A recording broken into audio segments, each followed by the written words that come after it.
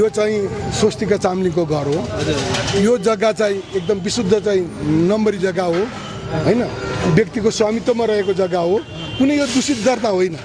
2021 सालमा यो जग्गा चाहिँ नापी हुँदाखेरि त्यति बेला चाहिँ यो काठमाडौँ महानगरपालिकामा यो जग्गा पर्दैन थियो। यो जग्गा त्यति बेला चाहिँ माधेस्थान गाउँ पञ्चायत वडा नम्बर 5 क को 11 नम्बर किताबमा पर्थ्यो। यो त्यति बेला चाहिँ यो 107, 108, 56 र 67 नम्बर किताब भएर विनियोजन भएर आएको रहेछ। यो चाहिँ 67 नम्बर किताबको चाहिँ जग्गा अहिले स्वस्तिका चामलिङको नाममा जग्गा दर्ता भएको छ।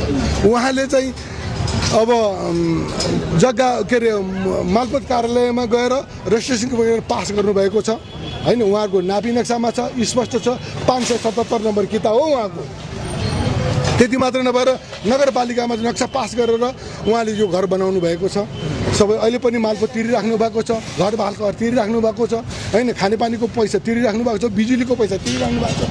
सबै कुरा तिर्दा पनि आतंक मचाएको छ। त्यही त हामी सोचेको यो मालपोत नापी नक्सा सबै कुरा हुँदा पनि यसरी किन आउँछन्, किन भन्छन्, कसले भन्यो? हामी आतंकित भएर बसेका छौँ, सबैजना आतंकित छन्। किन यस्तो भयो? जनतालाई किन अत्याउनु भयो? भत्काउने भने के मापदण्ड विपरीत भएको छ भने हामीलाई भन्नु 15 दिनको टाइम दिनु, डोजरले नभत्काइदिनु, किनभने ब्याङ्कको लोन छ हैन, तिरिसकेको छैन। त्यसरी त्यो डोजरले भत्कायो भने हाम्रो सबै भत्किन्छ। हामी आफै भत्काउँछु, 15 दिन टाइम दिनु भन्दा पनि अब केही भन्दैन।